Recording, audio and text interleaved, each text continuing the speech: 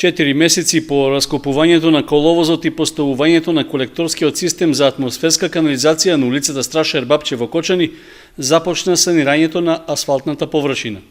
Градежна механизација на подизведувачот, што го ангажираше струмичката фирма Жикол, веќе поставува нов асфалтен слој во должина од околу 1 километар на половина од коловозната лента.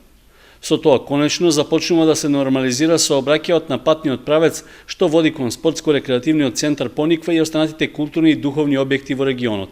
Според градоначалникот Димитровски, работите се одвиваат по планираното, при што уште пред 10 дена тој најави дека изведувачот ќе ја исполни преземената обврска за целосна санација на улицата. Очекуваме дека ќе до крајот на оваа седмица, најкасно на наредната седмица, комплетно ќе биде завршено и тие што ги тие предизвика и други.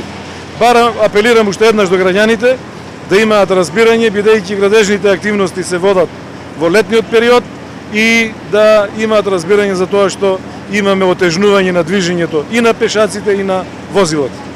Улицата Страша Ербапче беше еден од приоритетните правци на кои се постави комплетно нов систем за собирање на атмосферската вода.